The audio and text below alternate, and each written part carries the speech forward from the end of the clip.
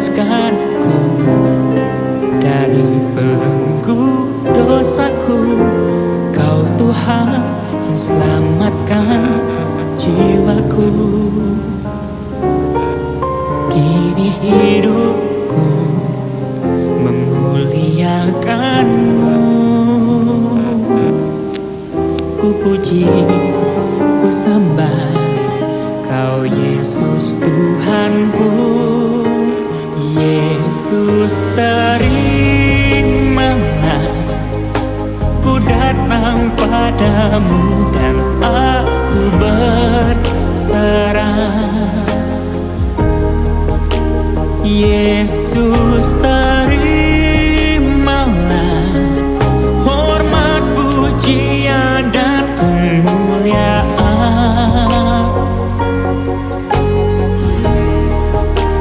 Yesus, terimalah hidupku persembahkan hanya bagi-Mu selamanya. Yesus, terimalah.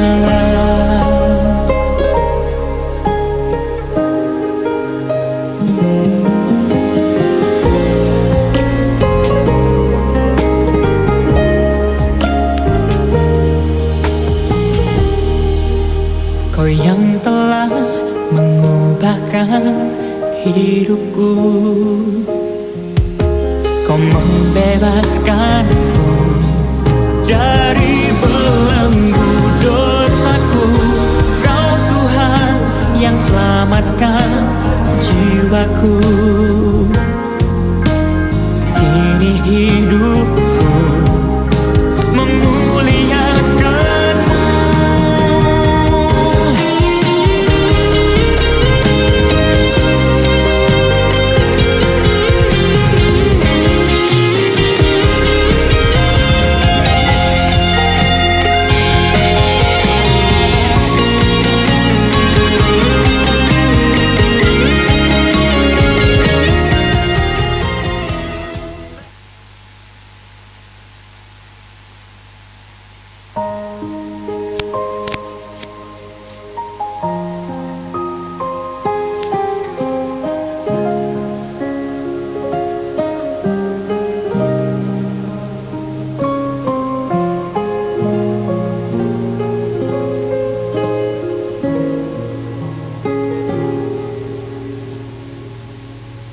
Kau yang telah mengubahkan hidupku. Kau membebaskanku dari belenggu dosaku. Kau Tuhan yang selamatkan jiwaku. Kini hidupku memuliakan-Mu. Ku puji, ku sembah Kau Yesus Tuhanku. Yesus, terimalah ku datang padamu dan aku berserah. Yesus, terimalah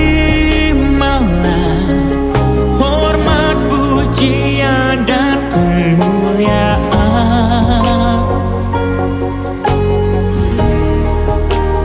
Yesus, terimalah hidupku persembahkan hanya bagi-Mu selamanya. Yesus, terimalah.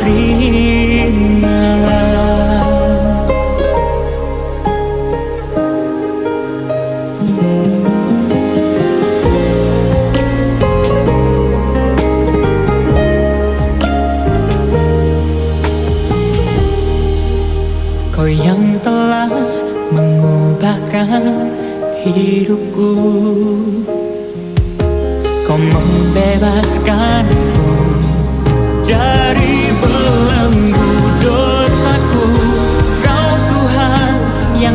selamatkan jiwaku. Kini hidupku memuliakanmu.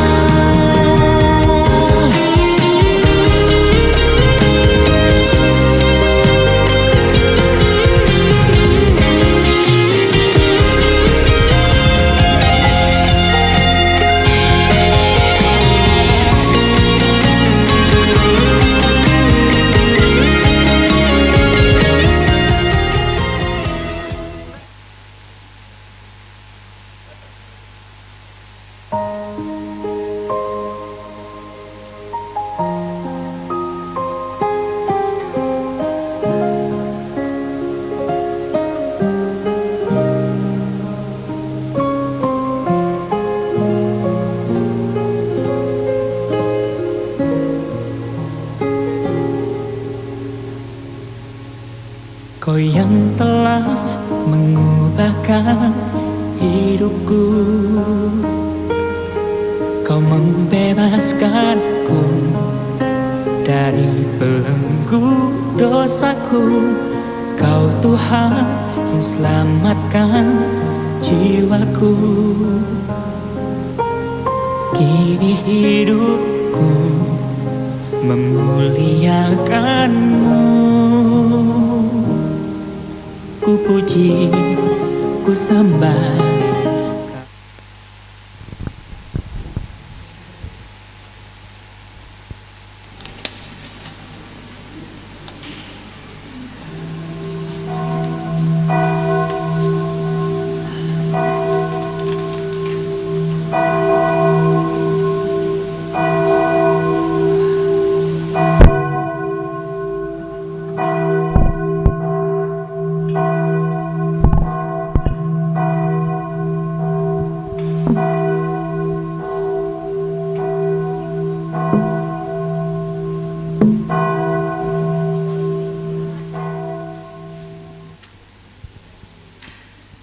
Shalom Bapak Ibu, saudara-saudari dan serta anak-anak sekalian yang dikasihi Tuhan.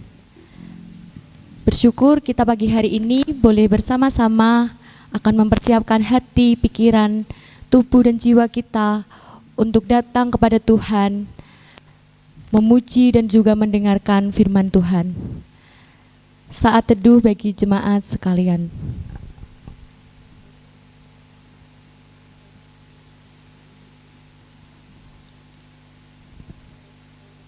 Bapa kami yang di surga, kami sungguh bersyukur Tuhan untuk setiap penyertaan-Mu dalam kehidupan kami.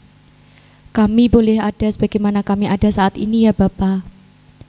Kami datang, kami mau memuji, memuliakan Engkau dan mendengarkan sabda kebenaran-Mu ya Tuhan. Kiranya Tuhan memberkati kami dan menolong setiap kami di dalam kehidupan kami hari lepas hari ya Tuhan. Terima kasih Tuhan Yesus. Amin. Tuhan yang terindah di dalam kehidupan kita. Tiada Tuhan yang seperti Tuhan. Besar, perkasa, dan penuh kemuliaan. Itulah Tuhan Yesus, Juru Selamat kita. Mari kita pujikan Kau yang terindah.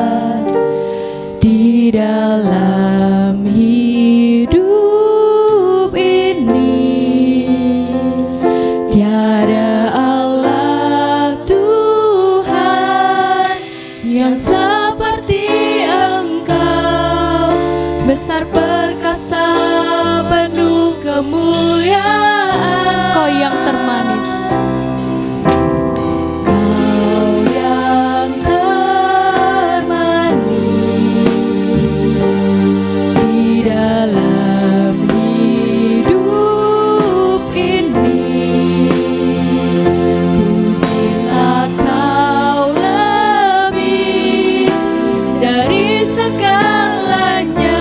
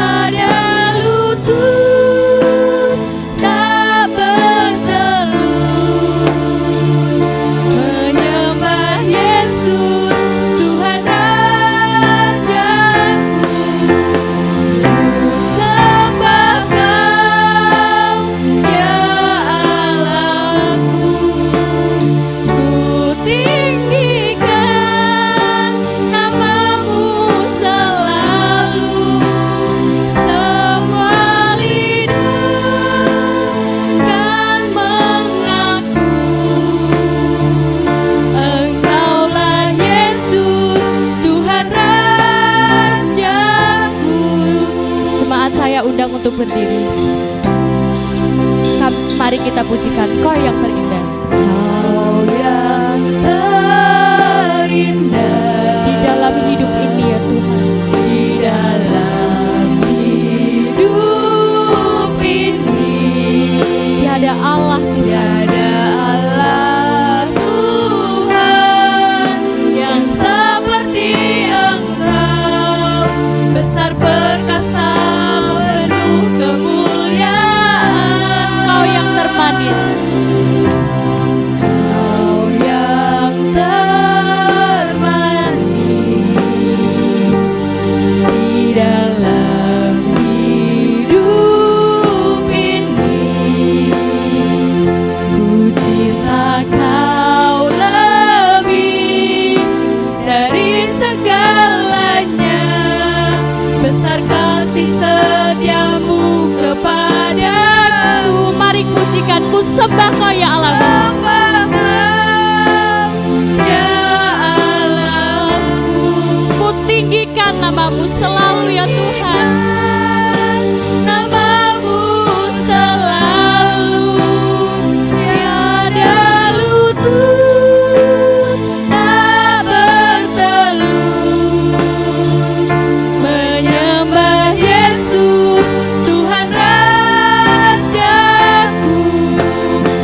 Ku sembah Kau ya Allahku, ku tinggikan namamu selalu. Semua lidah dan mengaku Engkaulah Yesus Tuhan Rajaku. Engkaulah Yesus Tuhan Rajaku. Engkaulah Yesus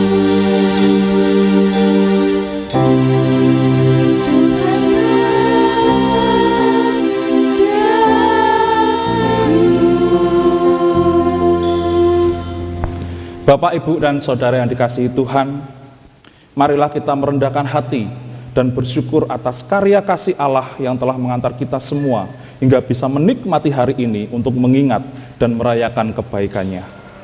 Dan meletakkan dasar penyembahan kita di kebaktian ini dalam pengakuan bahwa sumber pertolongan kita datangnya dari Allah yang menciptakan langit dan bumi, yang memelihara kesetiaannya dan tidak pernah meninggalkan perbuatan tangannya sampai selama-lamanya. Kiranya kasih karunia Bapa, Putra, dan Roh Kudus beserta kita semua. mulia bagi Bapa, bagi Anak serta Roh Kudus, dari permulaannya sekarang dan akan jadi selama-lamanya.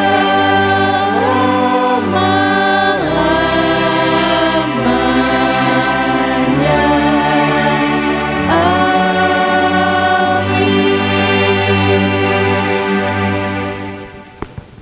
Perbuatan-perbuatannya yang ajaib dilakukannya menjadi peringatan. Tuhan itu adil, penuh kasih dan rahmat. Amin, amin, amin.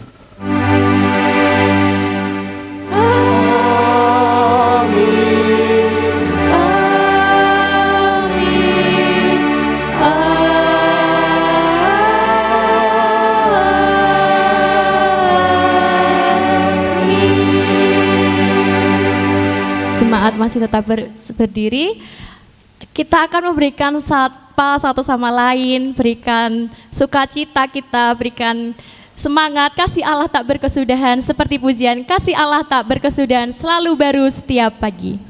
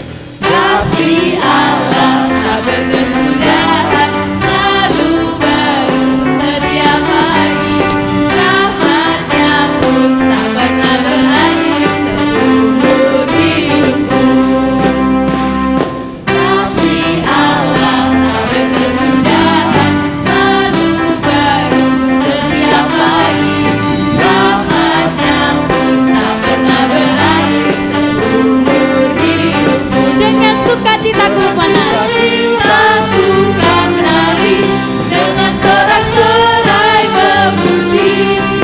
Ku naikkan pujian haleluya, nyanyi bagi Dia Sang Raja, nyanyi bagi Dia Sang Raja. Dengan surat Dengan sorak-sorai memuji, ku naikkan pujian haleluya, nyanyi bagi Dia Sang Raja, nyanyi bagi Dia Sang Raja.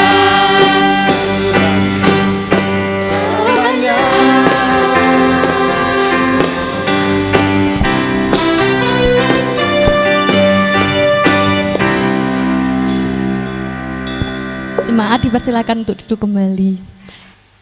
Untuk pembimbing komisi anak yang bertugas hari ini dan juga anak-anak sekolah minggu yang terkasih, silakan maju dan kita akan berdoa bersama.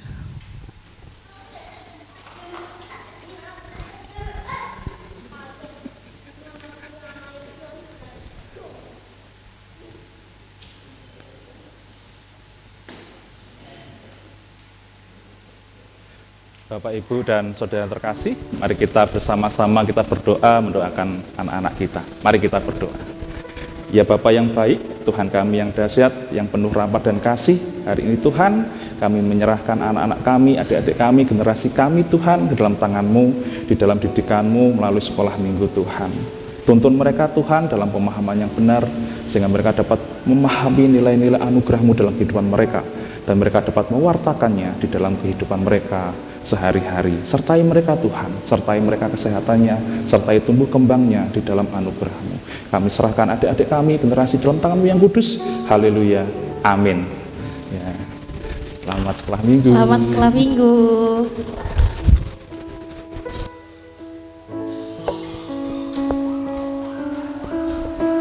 Kita akan mempersiapkan hati kita untuk menerima sabda firman Tuhan, bahwa mengiring Yesus itu seumur hidup kita, masuk dalam rencana Tuhan. Pikiran kita, kehendak kita serahkan kepada Tuhan. Mari kita pujikan bejana-Mu.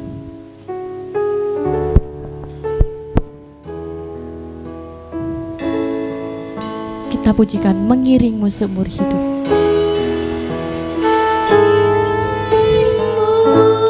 Seumur hidupku masuk dalam rencana-Mu Bapa.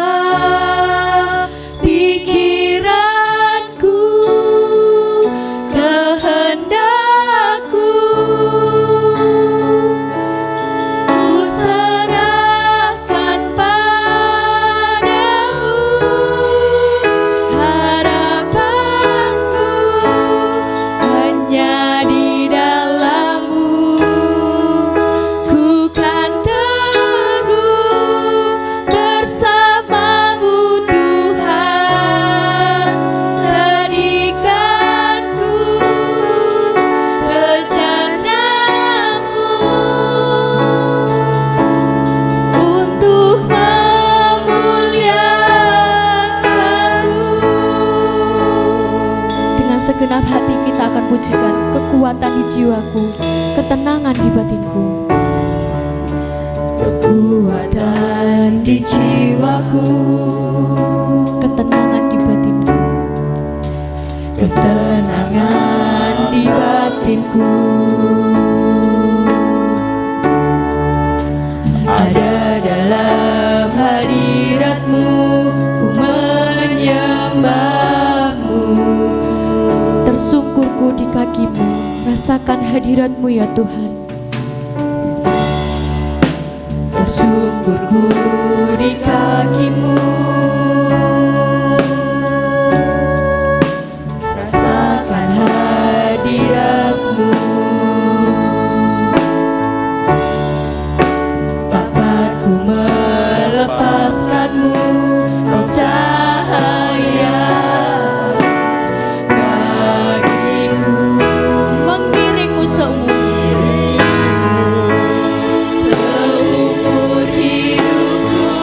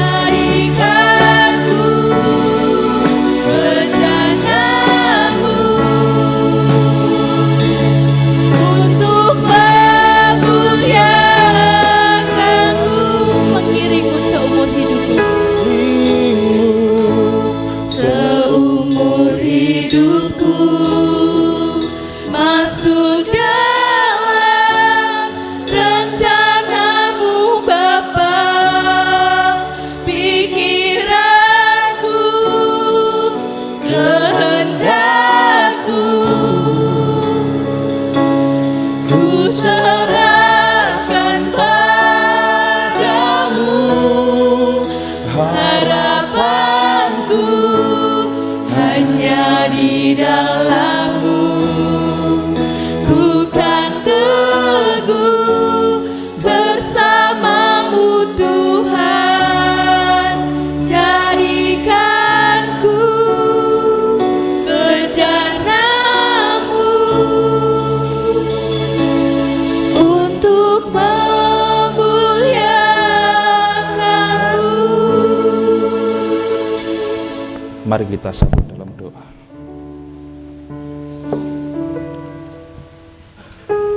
Terima kasih Tuhan, Kau memberikan kami melalui pujian ini Tuhan. Biarlah kami mengiring-Mu seumur hidup kami, masuk dan ikut serta dalam rencana-Mu. Biarlah segala apa yang kami miliki, segala apa yang kami punya, dan apa yang ada dalam diri kami, biarlah menjadi kekuatan untuk kami melangkah di dalam-Mu Tuhan. Jadikan kami bejana-Mu Tuhan untuk memuliakan-Mu. Dan hari ini Tuhan, kami menyerahkan tubuh jiwa roh kami dalam tangan-Mu yang kudus Tuhan. Kami memohon penyertaan-Mu, siapkan hati kami, dan jernihkan pikiran kami Tuhan untuk kami sama-sama belajar tentang kebenaran firman-Mu yang ingin Engkau sampaikan dalam kehidupan kami. Berkati hamba-Mu ini Tuhan yang penuh kekurangan. Biarlah apa yang keluar dari mulut hamba-Mu ini berkenan kepada Engkau dan memang bersumber dari-Mu ya Bapa. Kiranya Roh Kudus-Mu menyertai hamba-Mu dan jemaat-Mu tempat ini Tuhan, untuk kami memahami dengan tepat arti kehadiran-Mu dalam hidup kami. Terima kasih Tuhan. Haleluya. Amin. Shalom, selamat pagi Bapak, Ibu, dan Saudara yang terkasih. Bagaimana kabarnya? Baik. Bagaimana kabarnya? Baik. Oke, sepertinya harus ada event khusus. Saya mengundang Bapak Ibu untuk bangkit berdiri. Bantu aku salam tepuk semangat ya, supaya kita berenergi di pagi ini untuk kita semangat mendengar firman Tuhan ya, supaya kita tetap antusias dan tidak lesu dan tidak ngantuk. Oke, selamat pagi Bapak Ibu. Nanti yang mana ini Mas? Banyak ya Mas? Tepuk semangat. Oh iya. Simpel aja. Nanti kalau saya bilang tepuk semangat, semangat. Ya, kalau mau loncat monggo. Oke? Ini saya mengimplementasikan. Oke, 1, 2, 3, tepuk semangat. Semangat. Semangat. Belum ya Mas, belum semangat ya Mas. Ulangin lagi ya. Sekali lagi, pokoknya harus semangat biar nanti dengerin firman Tuhan gak ngantuk dan terberkati. Amin. Oke, sekali lagi tepuk semangat. Semangat. Semangat. Oke. Terima kasih Bapak Ibu, sangat duduk kembali. Ya.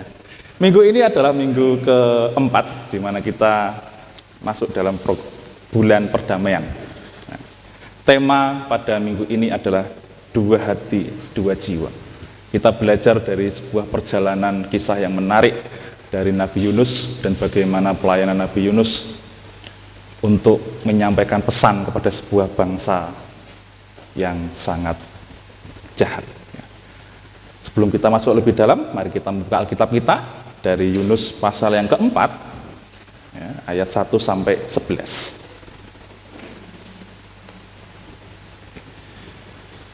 Yunus pasal keempat, ayat 1 sampai 11. Saya akan membacakan untuk Bapak, Ibu, dan Saudara. Yunus pasal 4 ayat 1 sampai 11. Tetapi hal itu sangat mengesalkan hati Yunus, lalu marahlah ia. Dan berdoalah ia kepada Tuhan, katanya, "Ya Tuhan, bukankah telah kukatakan itu ketika aku masih di negeriku? Itulah sebabnya, maka aku dahulu melarikan diri ke Tarsis. Sebab aku tahu bahwa Engkaulah Allah yang pengasih dan penyayang, yang panjang sabar dan berlimpah kasih, setia serta yang menyesal karena malapetaka yang hendak ditatangkannya. Jadi sekarang ya Tuhan, cabutlah kiranya nyawaku karena lebih baik aku mati daripada hidup. Tetapi firman Tuhan, layakkah engkau marah? Yunus telah keluar meninggalkan kota itu dan tinggal di sebelah timurnya. Ia mendirikan di situ sebuah pondok dan ia duduk di bawah naungannya menantikan apa yang akan terjadi atas kota itu. Lalu atas penentuan Tuhan Allah tumbuhlah sebatang pohon jara melampaui kepala Yunus untuk menaunginya agar ia terhibur daripada kesesalan hatinya. Yunus sangat bersukacita karena pohon jara itu. Tetapi keesokan harinya ketika fajar menyingsing, atas penentuan Allah datanglah seekor ulat yang menggerek pohon jara itu sehingga layu. Segera sesudah matahari terbit, maka atas penentuan Allah bertiuplah angin timur yang panas terik, sehingga sinar matahari menyakiti kepala Yunus. Lalu rebahlah ia lesu dan berharap supaya mati. Katanya, lebih baiklah aku mati daripada hidup. Tetapi berfirmanlah Allah kepada Yunus, layakkah engkau marah karena pohon jara itu?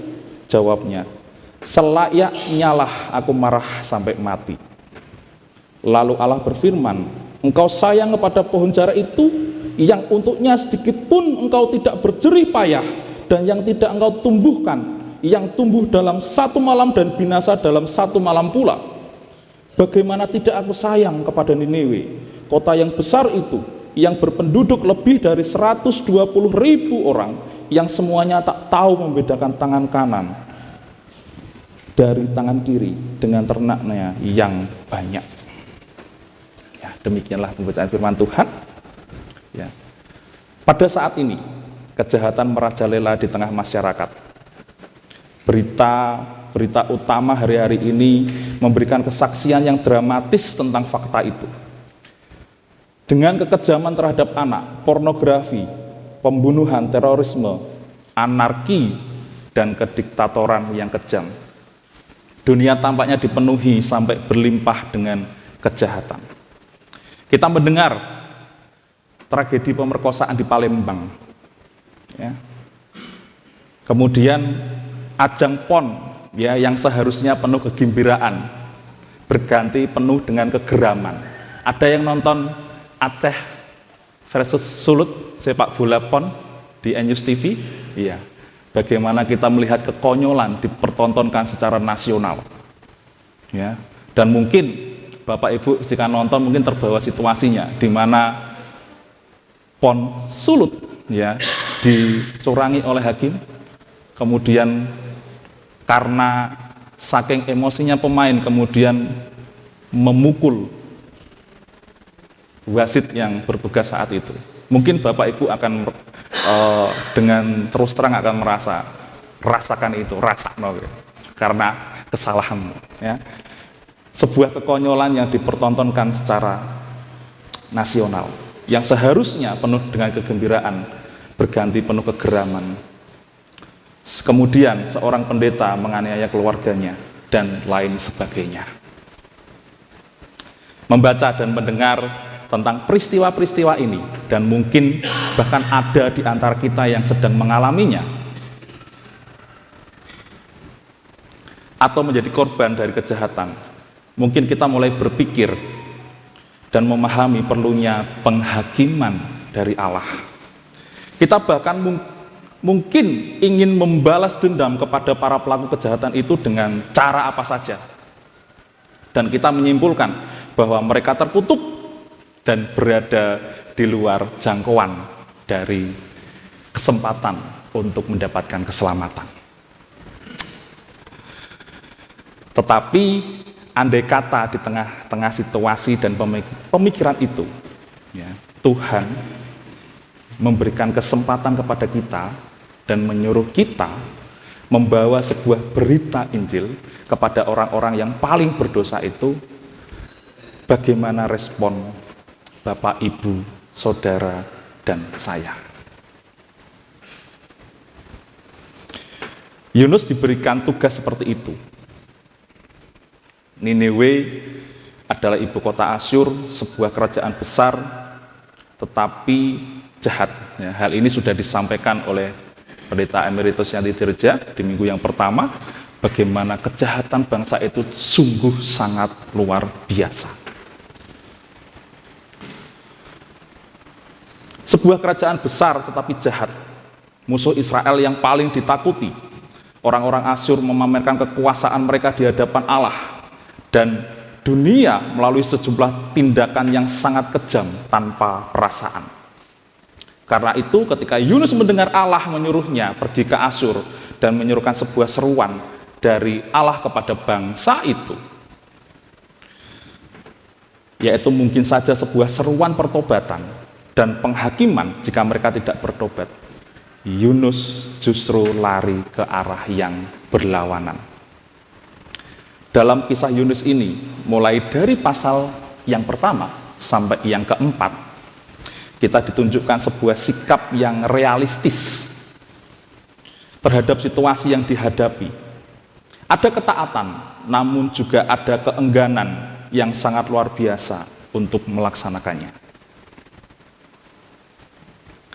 Kalau kita mungkin melihat dari sejarah pertobatan dan membandingkan dengan kisah pertobatan yang lainnya, pertobatan penduduk Niniwe mungkin bisa dipandang sebagai kebangkitan rohani yang terbesar di dalam sejarah. Bagaimana tidak? 120.000 orang datang kepada Tuhan untuk bertobat. Pertobatan telah terjadi pada bangsa yang paling kejam melalui khotbah yang paling singkat dan oleh pengkhotbah yang paling enggan. Tidak sulit untuk melihat keajaiban anugerah ilahi bagi penduduk Niniwe, karena pesan, respon, dan hasil sangat berbeda. Yunus menyampaikan suatu penghakiman yang singkat. Dia tidak menawarkan jalan keselamatan untuk dapat dilalui bangsa itu. Tetapi yang menarik adalah bagaimana kemudian bangsa itu merespon dengan pertobatan dan apa yang disampaikan oleh Yunus berbeda dengan tindakan yang kemudian diberikan oleh Allah kepada mereka. Kisah menarik untuk ditelisik adalah ketika rakyat kota Niniwe merespon dengan pertobatan, Allah menerima dan memberi anugerah pengampunan.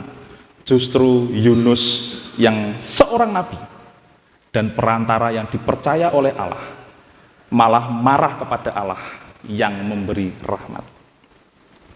Mari kita lihat ayat yang pertama sampai yang ketiga. Saya akan bacakan untuk Bapak, Ibu, dan Saudara. Tetapi hal itu sangat mengesalkan hati Yunus.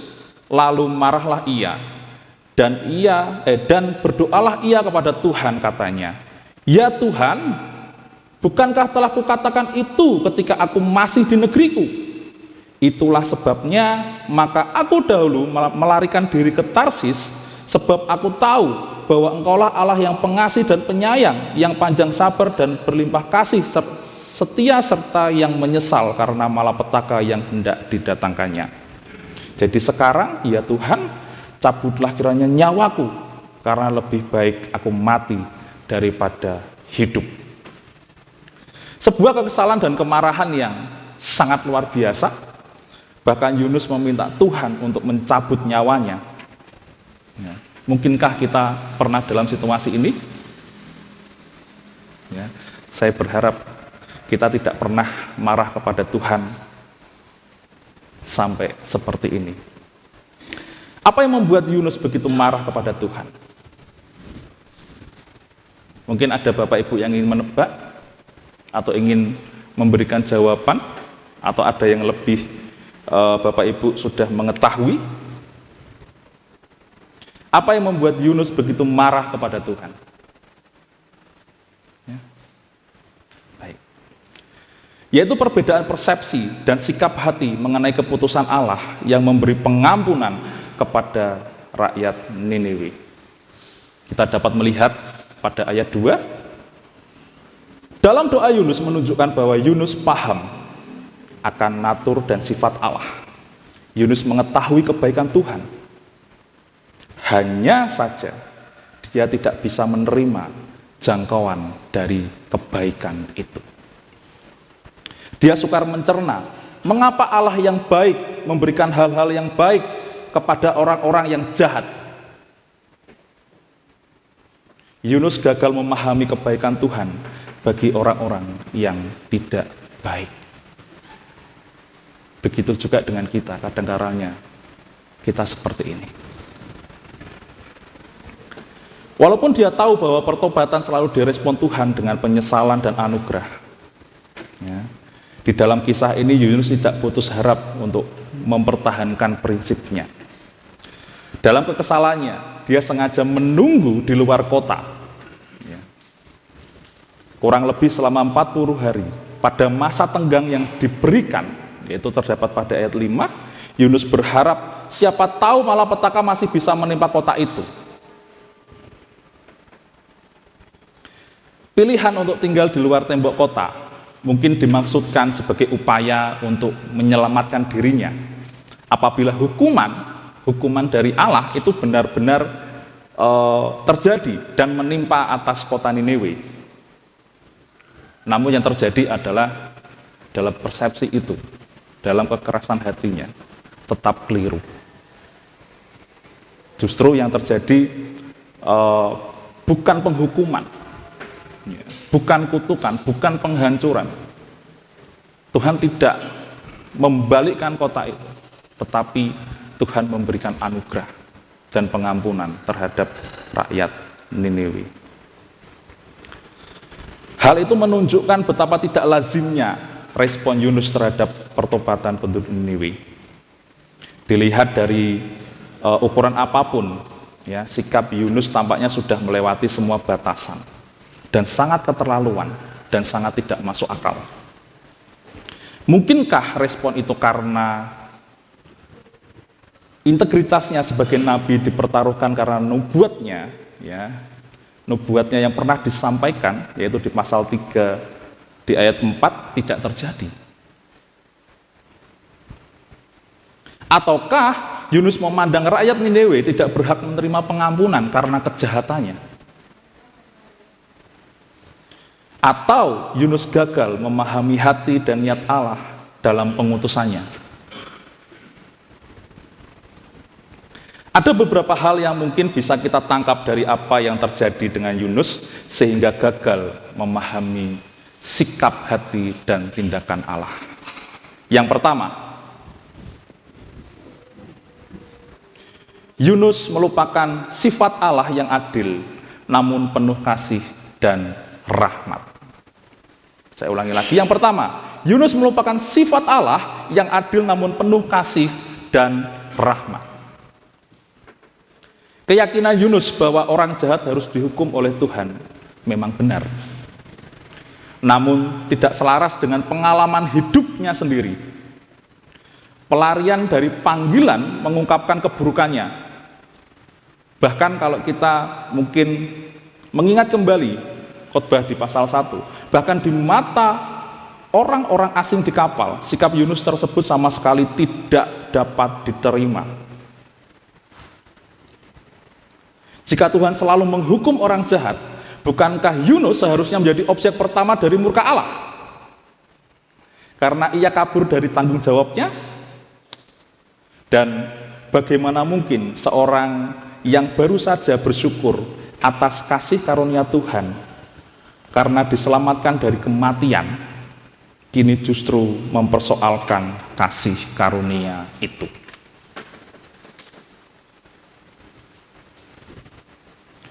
Dalam banyak hal, anugerah Allah atas Yunus bahkan jauh lebih besar dan kentara daripada atas penduduk kota Niniwe. Kenapa bisa dikatakan demikian? Yunus tidak menunjukkan pertobatan selama berada di atas kapal. Tidak ada ketakutan terhadap hukuman Allah dalam dirinya. Dia bahkan sama sekali tidak berdoa kepada Tuhan. Respon penduduk kota Niniwe jelas lebih baik daripada respon Yunus. Karena mereka takut dengan ancaman hukuman, kemudian mereka bertobat dan berdoa kepada Tuhan. Yunus menjadi contoh konkret dari orang yang diberi pengampunan dan pertolongan, namun tidak mau berbelas kasihan atas jiwa yang membutuhkan kasih, pengampunan, dan pertolongan. Yang kedua, karena keegoisannya yang berpusat pada diri sendiri, kita dapat melihat dalam doa Yunus di ayat 2 sampai yang ketiga. Dalam teks Ibrani memuat tidak kurang dari 9 kali kata ganti aku. Di antara semua permunculan ini, kata telah kukatakan itu perlu digarisbawahi.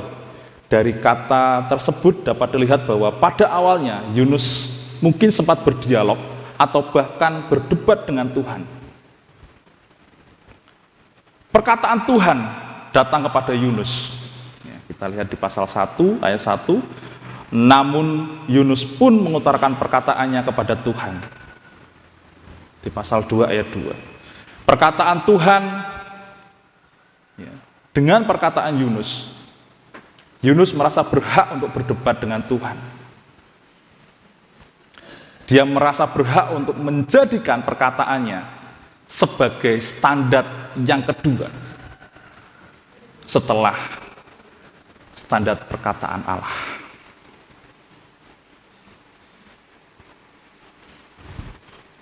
Perkataan Yunus, lebih baik aku mati daripada hidup, semakin mempertegas egoismenya.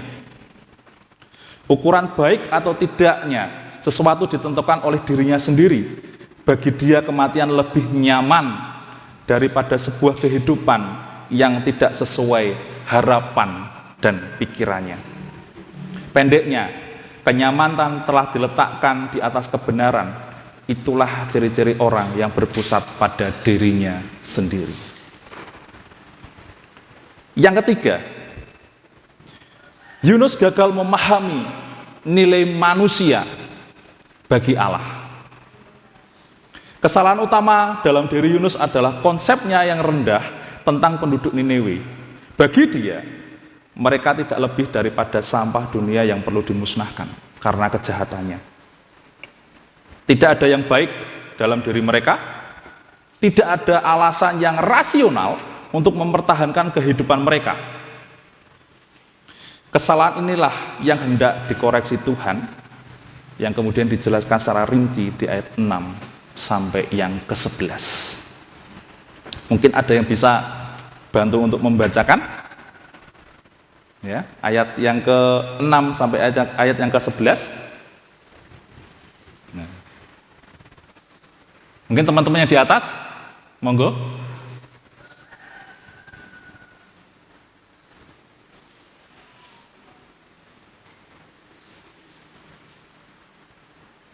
Ayo, siapa? Ya, terima kasih Beli Riko. Lalu atas penentuan Tuhan Allah, kumpulkan semua peserta pemeliharaan untuk menaunginya. Agar ia terhibur daripada kesalahan hatinya. Yunus sangat bersuka-cita karena pemeliharaan itu. Tapi ketukan hatinya ketika fajar menyingsing atas penentuan Allah datanglah perburuan menggeret pemeliharaan itu segala lain. Segera sudah matahari terbit, maka atas penentuan Allah terjadilah angin timur yang mencapai. Sehingga dengan matahari mengikuti para Yunus, lalu dibaklah dia bersungguh dan berharap supaya mati, katanya. Lebih baiklah aku mati daripada aku hidup. Tetapi kebenaran Allah kepada Yunus, adakah engkau marah karena keadaan itu? Jawabnya, selanjutnya aku marah sampai mati. Lalu Allah berfirman, engkau sayang perbuatan darah itu, yang untuknya sedikit pun engkau tidak menjadi payah dan tidak engkau tumbuhkan. Tumbuh dalam satu malam dan binasa dalam satu malam pula. Bagaimana tidak aku percaya kepada Niniwe, kota yang saat itu, yang berpenduduk lebih dari 120.000 orang, yang semuanya tak tahu membedakan tangan kanan dan jari tangan kiri dengan tangannya yang banyak. Terima kasih, Beli Riko. Beberapa tindakan yang Tuhan lakukan di ayat 6 sampai 8 dimaksudkan sebagai alat peraga untuk menyiapkan Yunus memberikan jawaban yang lebih baik, atau setidaknya memberikan sebuah gambaran kepada Yunus untuk dia kemudian dapat mengubah persepsinya, atau setidaknya lebih sadar tentang apa yang kemudian dilakukannya. Sebagaimana Tuhan menjadikan laut dan mengontrol segala makhluk di dalamnya, Dia juga menjadikan daratan dan berdaulat penuh atas segala makhluk di atasnya. Tuhan menentukan apa yang harus dilakukan oleh tanaman, ulat maupun angin atas penentuan Allah. Fakta bahwa Yunus sangat bersuka cita atas perteduhan yang disediakan oleh Tuhan melalui pohon jara menunjukkan bahwa terjemahan pondok di ayat 5 mungkin bukan sebuah pondok yang kuat atau layak untuk ditinggali.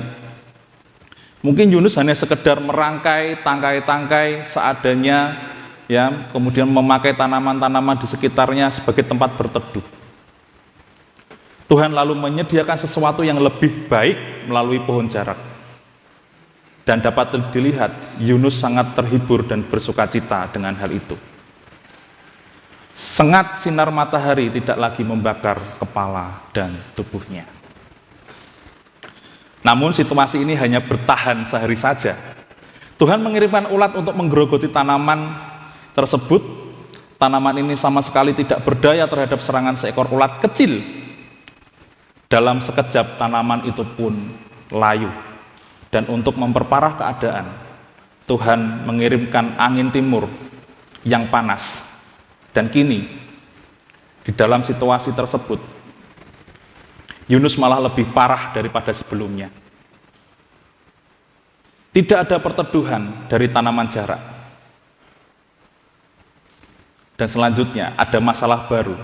Angin timur yang terkenal cukup panas menerpanya. Di tengah situasi ini, Yunus benar-benar menyadari betapa berartinya sebuah tanaman jarak tersebut bagi dirinya.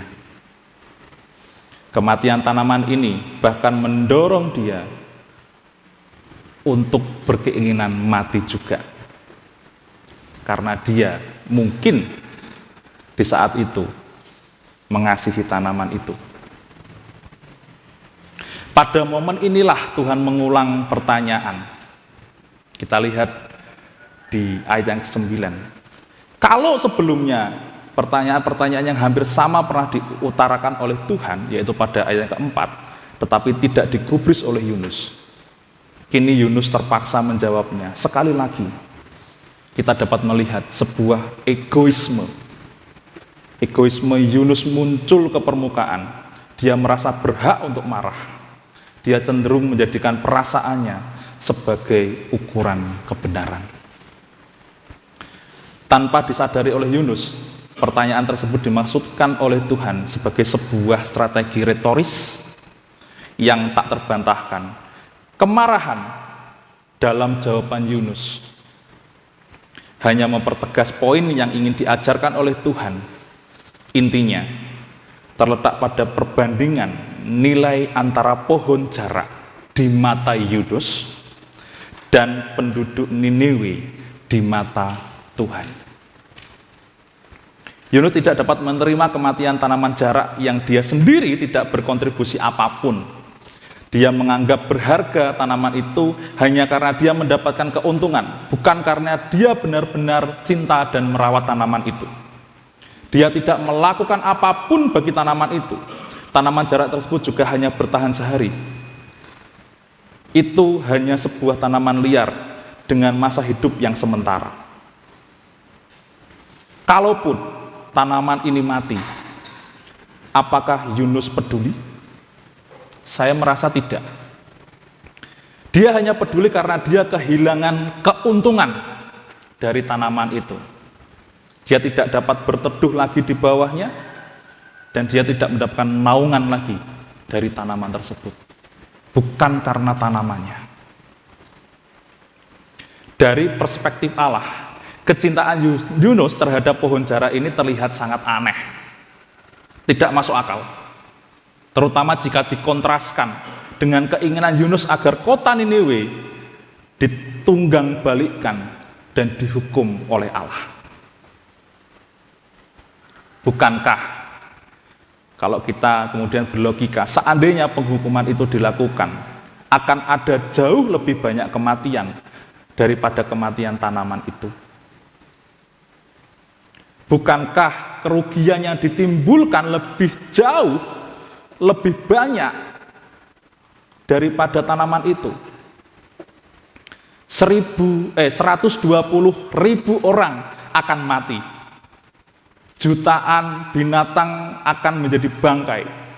Dan begitu banyak tanaman akan musnah. Yunus tidak peduli dengan semuanya itu, tetapi ia justru mempersoalkan kematian sebuah tanaman liar.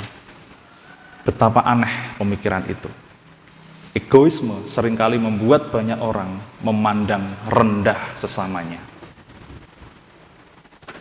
Yang keempat,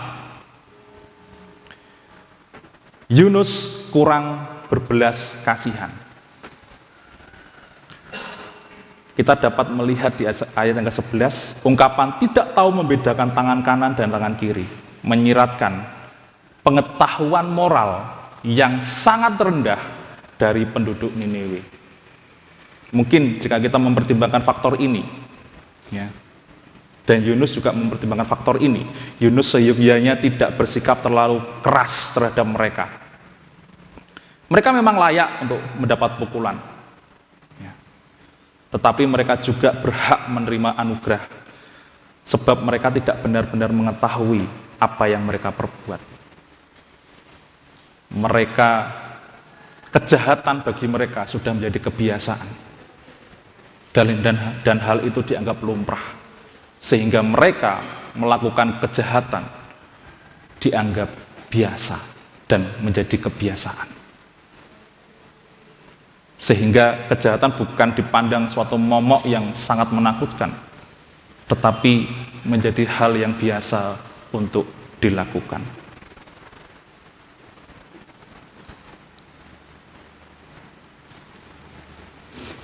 Keinginan Yunus untuk menyaksikan kehancuran Niniwe menunjukkan isi hatinya tidak ada belas kasihan, hanya ada egoisme dan kemarahan. Kemudian kalau kita melihat endingnya, Bapak Ibu, kitab Yunus sengaja ditutup dengan sebuah pertanyaan. Ya, lebih tepatnya gantung. Selanjutnya seperti apa? Kita tidak tahu. Kita hanya tahu bahwa Niniwe bertobat. Bagaimana dengan Yunus? Bagaimana dengan sikap Allah pada Yunus? Kitab ini terbuka. Lebih tepatnya kitab ini sengaja dibiarkan terbuka.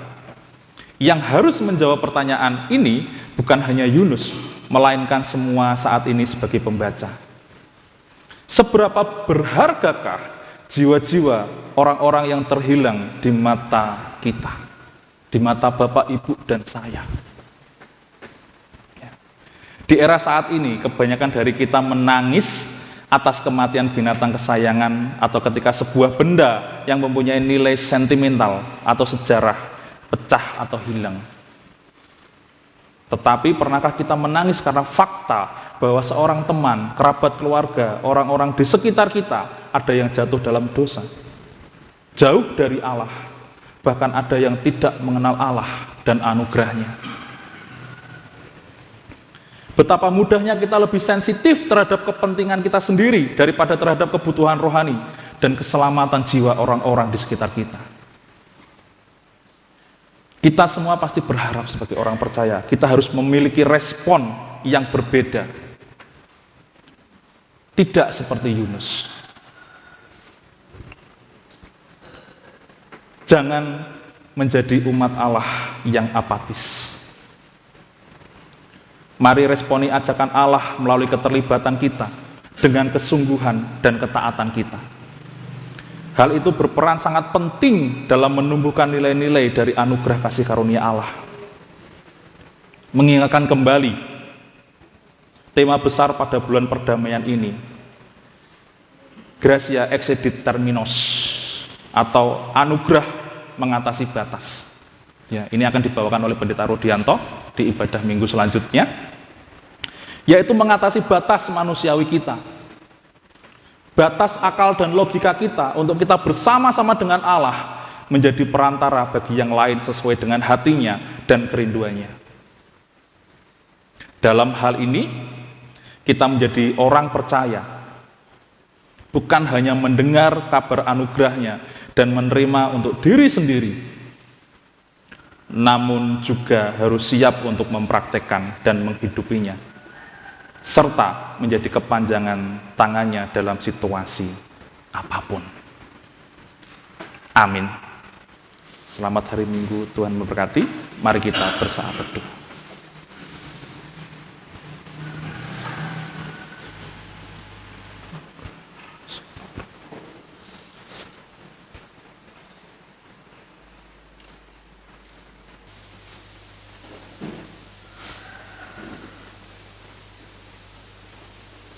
Amin.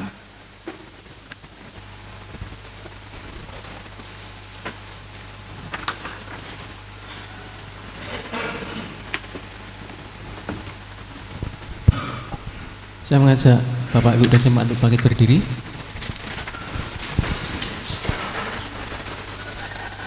Sebagai jemaat Mennonite yang ingin terus belajar untuk serupa dengan Kristus, mari kita ikrarkan bersama-sama komitmen kemuridan. Kami bersaksi bahwa tidak ada seorang pun dapat sungguh-sungguh mengenal Kristus kecuali ia yang mengikutinya setiap hari dalam kehidupan. Dan sebagai bagian dari jemaat Kristen yang bersama di seluruh dunia, bersama dengan umat Kristen di segala abad dan tempat, kita akan mengikrarkan bersama-sama pengakuan iman rasuli. Aku percaya kepada Allah, Bapa yang Maha Kuasa, Khalik langit dan bumi, dan kepada Yesus Kristus, anaknya yang tunggal Tuhan kita, yang dikandung dari Roh Kudus, lahir dari darah Maria, yang menderita sengsara di bawah pemerintahan Pontius Pilatus, disalibkan, mati dan dikuburkan, turun ke alam maut. Pada hari yang ketiga, bangkit pula dari antara orang mati, naik ke surga, duduk di sebelah kanan Allah, Bapa yang Maha Kuasa, dan dari sana ia datang kembali untuk menghakimi orang yang hidup dan yang mati. Aku percaya pada Roh Kudus, gereja yang hidup dan persekutuan orang kudus, pengampunan dosa, kebangkitan orang mati, dan hidup yang kekal. Amin. Silakan.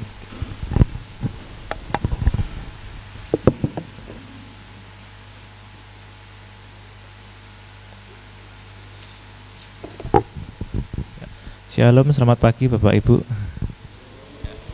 Ya, pertama-tama kami majelis dan jemaat GKM Yogyakarta mengucapkan terima kasih atas pelayanan Pak Andri hari ini. Kiranya Tuhan senantiasa memberkati pelayanan Bapak dan keluarga. Kemudian ada beberapa penegasan warta. Nanti setelah ibadah ada pertemuan persiapan Natal. Ya, mari Bapak Ibu yang mau dan ikut terlibat kiranya dapat mempersiapkan diri. Kemudian untuk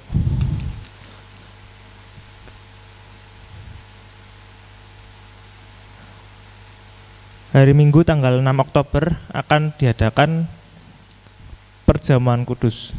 Jadi juga mari Bapak dan Ibu juga dapat mempersiapkan diri dalam perjamuan kudus yang akan diadakan pada 2 minggu lagi ya. Kemudian akan diadakan raker dengan komisi-komisi dan pengurus cabang Pundong yang akan diadakan pada hari Minggu tanggal 13 Oktober 2024 di GKM Yogyakarta. Sosialisasi tentang rapat kerja ini akan dilakukan ke komisi-komisi dan pengurus cabang Pundong pada hari Rabu 25 September 2024 pukul 18 secara online melalui Zoom. Demikian mungkin beberapa penegasan warta yang sudah saya sampaikan. Mungkin sebelum warta digital, kami juga akan menyambut apakah ada jemaat yang baru pertama kali hadir pada hari ini. Sepertinya tidak ada ya. Ada. Ya, mari dapat memperkenalkan diri, nama dan asal.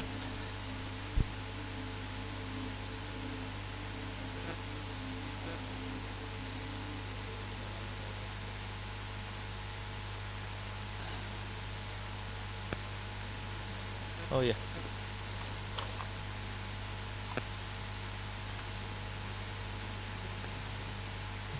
Oke. Ya. Ya, baik. Selamat datang dan selamat bergabung di KM Yogyakarta, Pak. Apakah ada lagi? Ini tidak ada. Oke, kalau begitu kita bisa menyimak warta digital yang akan disampaikan tim Mulmed. Warta Jemaat GKMI Yogyakarta.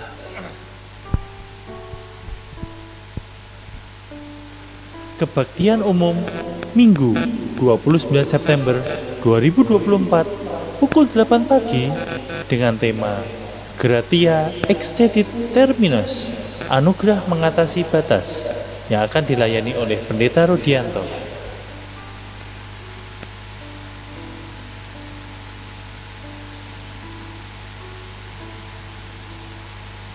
Persekutuan Keluarga Selasa 24 September 2024 pukul 6 sore dengan tema Rencana Agung Penginjilan, yang akan dibawakan oleh Pendeta Rodianto dan Evangelis Andre Dwi Setiawan di gereja.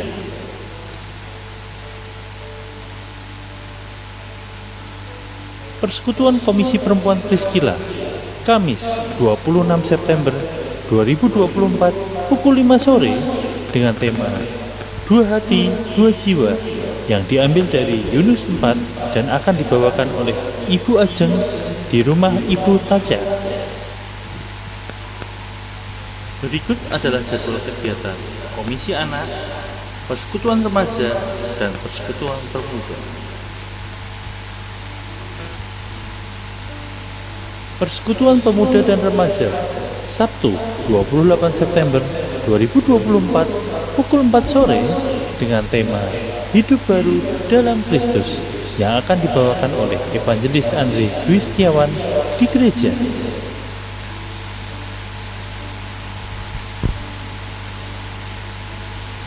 Kebaktian Komisi Anak Minggu 29 September 2024 pukul 8 pagi dengan tema Damai di Bumi, Doa Kristus, yang akan dibawakan oleh Kak Danang dan Kak Ida di ruang Ebenezer.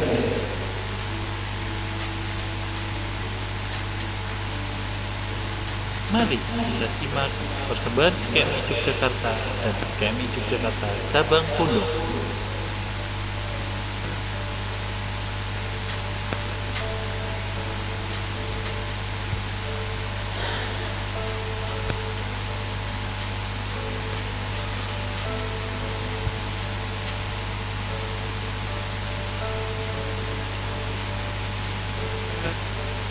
Demikian warta jemaat minggu ini.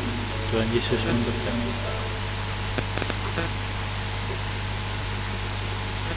Terima kasih, selamat hari Minggu.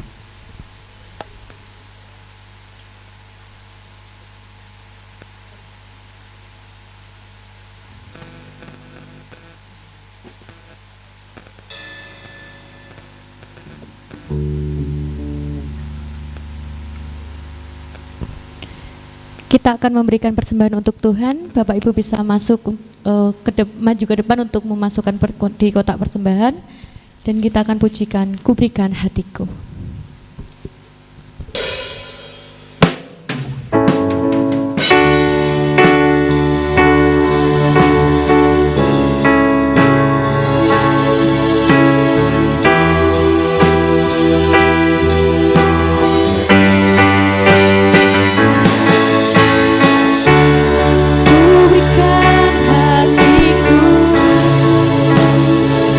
Jiwaku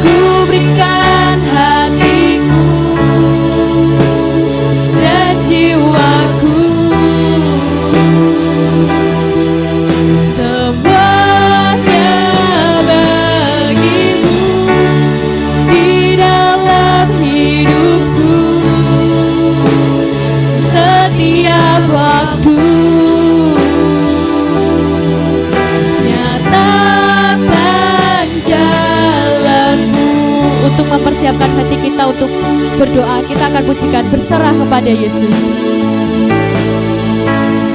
Berserah kepada Yesus, tubuh, roh, dan jiwaku. Ku kasihi, ku percaya, ku ikuti Dia terus. Aku berserah. Aku berserah kepadamu ya Tuhan. Aku berserah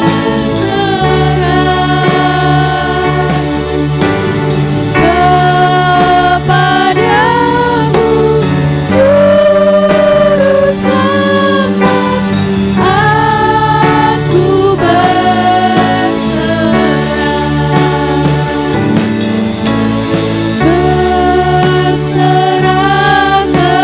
kepada Yesus, di kakinya ku sujud. Nikmat dunia ku tinggalkan, nikmat dunia ku tinggalkan.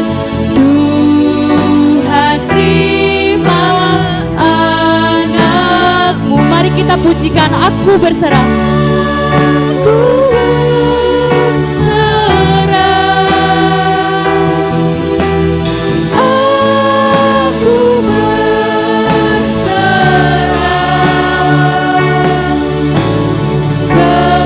kepadamu, Juru Selamat. Aku berserah. Jemaat saya berserah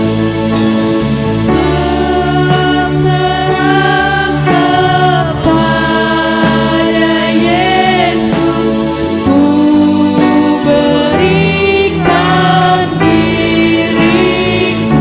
Beri kasih-Mu dan kuasa-Mu, kasih-Mu dan kuasa-Mu yang berkati anakmu. Aku berserah. Aku berserah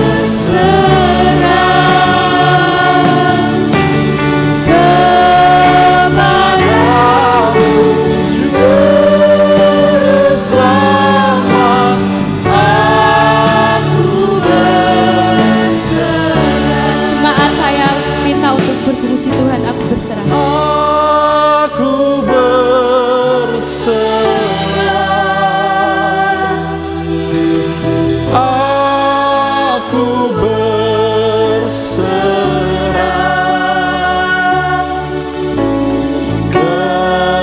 kepadamu, Juru Selamat. Aku berserah. Mari kita satu dalam doa. Ya Bapa, kembali lagi kami datang dalam hadirat-Mu Tuhan untuk kami menyampaikan wujud cinta kami terhadap Engkau Tuhan, dan bukti dari sebuah tanggung jawab yang ada dalam hati kami kepada komunitas kami di tempat ini Tuhan. Kami serahkan dengan penuh ucapan syukur dan ketulusan hati ya Tuhan. Kiranya Bapa terima, sucikan, dan biarlah persembahan ini menjadi dupa yang harum di hadapan-Mu. Selebihnya Tuhan, biarlah melalui persembahan ini Tuhan, kami dapat bergerak lebih cepat, untuk kami dapat menjadi kepanjangan tangan-Mu, baik di gereja ini, maupun di luar tembok gereja ini Tuhan. Sekali lagi Tuhan, kami serahkan persembahan kami, dan mohon terimalah. Dan kami juga Bapa ingin menyampaikan harapan dan doa-doa kami Tuhan di dalam komunitas kami, segala pergumulan yang mungkin disampaikan di dalam warta ini Tuhan. Kami berdoa untuk gereja, kota, bangsa, dan masyarakat. Perkembangan GKMI Jogja dan pelayanan di cabang Pundong dan kesatuan jemaat dan pelayan. Operasional Radio Petra, Sinode, MDS, PIPKA, dan semua usaha penginjilan lainnya. Gereja yang menghadapi intoleran. Kami berdoa untuk TNI Polri, lembaga-lembaga negara, dan presiden dan jajarannya Tuhan. Biarlah melalui mereka, negara ini dapat menjadi seturut dengan kehendak-Mu dan dapat menjadi bangsa yang mewakili dan mewartakan kasih karunia-Mu. Kami berdoa untuk kesembuhan dan pemulihan saudara-saudara kami. Saudara kami yang mengalami stroke, Pendeta Muda Emeritus Dwi Atmoko, Pendeta Wikarta, Pendeta Parjono, Pendeta Muda Yohana Leander, Ibu Edi Gunawan, Ibu Luciana, Saudari Syuli, dan Bapak Panjangono. Saudara-saudara kita yang dulu menjalani perawatan karena tumor dan kanker, sekarang sudah semakin membaik dan kuat. Kami berdoa untuk Ibu Puji, Ibu Susi, Ibu Susi Tarnomika, Ibu Helen, Ibu Eni Suryadi, Ibu Soekarni, dan Ibu Mugiem. Saudara-saudara kami yang sakit karena kecelakaan, dan puji Tuhan sekarang sudah mengalami banyak kemajuan. Kami sekarang sudah mengalami banyak kemajuan. Ibu Heru Mardani, Saudari Mariati, ayah dan ibunda Ibu Morina, dan Ibu Suwarti. Saudara-saudara yang dalam pemulihan, Ibu Ima Wibowo, Ibu Ike, Ibu Sudarmi, Ibu Sudiharti, Ibu I Nikoraga, Bapak Sutresno, dan saudara-saudara kita yang bergumul dengan kondisi fisik yang melemah, Ibu Hadi, Ibu Sucitro, dan anak-anak kita yang terganggu kesehatannya, yaitu anak Alamanda dan anak Keva. Dan kami juga berdoa untuk keluarga-keluargamu di lingkungan GKMI Jogja. Tuhan, kami berdoa untuk keluarga Bapak Bambang Suharjono, keluarga Bapak Beni Wijaya, keluarga Bapak Binu Koedi, keluarga Bapak Pendeta Daniel Listiabudi, keluarga Bapak Daniel Setiawan, keluarga Bapak Pendeta Emeritus Daniel Subari. Kiranya keluarga ini berlimpah kasih dan rahmat Tuhan, dan Engkau memberikan rezeki dan kesehatan yang luar biasa bagi keluarga ini. Kami juga berdoa Tuhan untuk generasi-Mu, pemuda-pemudi GKMI Jogja. Tuhan, kami berdoa untuk Kak Dea, Kak Dian, Kak Diki, Kak Dinar, Kak Elora, dan Kak Elva. Kami serahkan generasi ini dalam tangan-Mu yang kudus Tuhan. Kami percaya Engkau memiliki rencana yang indah. Kami percaya Engkau sudah mempersiapkan hal-hal yang terbaik untuk dapat mereka kerjakan. Di tengah pergumulan-pergumulan setelah mereka sebagian setelah lulus mungkin mencari pekerjaan dan sedang mencari tempat studi lanjut, kami serahkan saudara-saudari kami ini dalam tangan-Mu yang Tuhan. Kiranya tuntunan Roh Kudus-Mu menyertai mereka.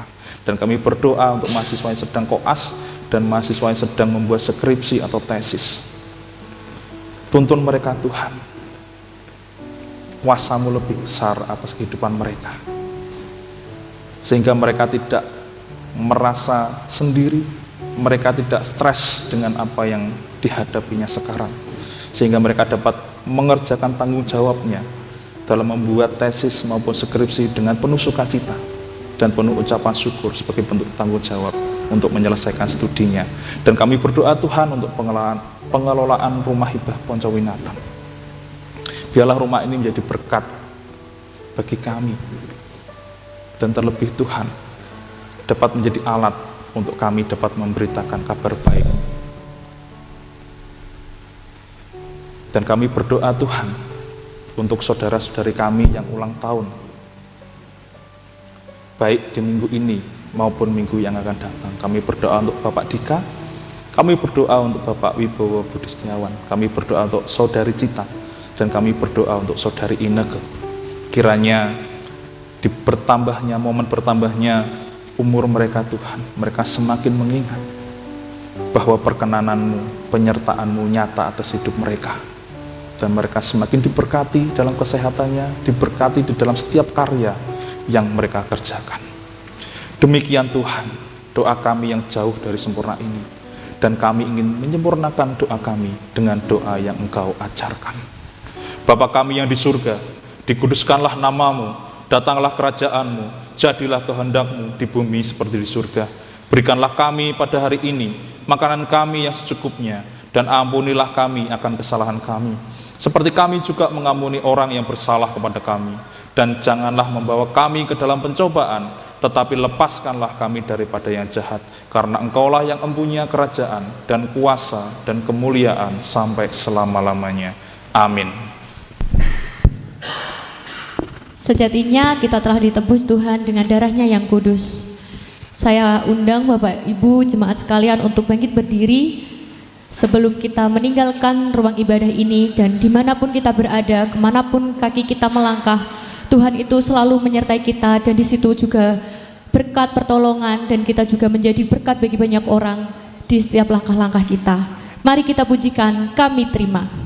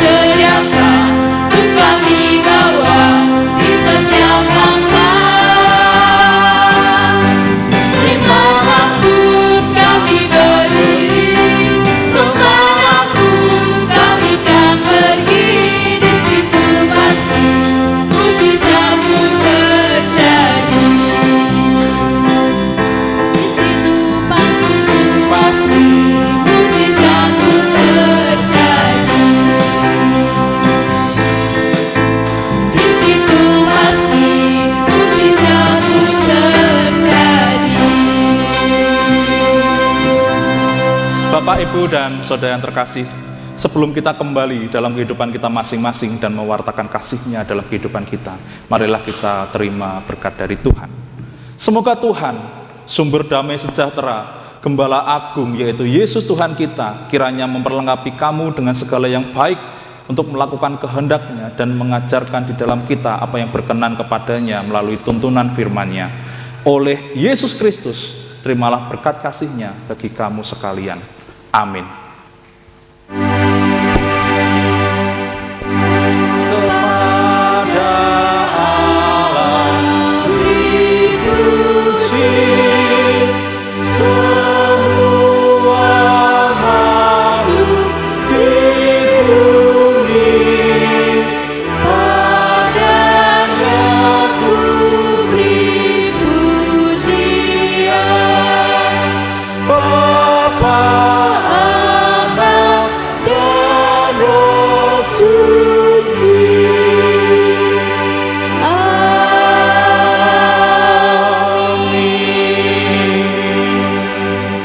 Dipersilakan duduk kembali dan mengambil saat teduh sejenak.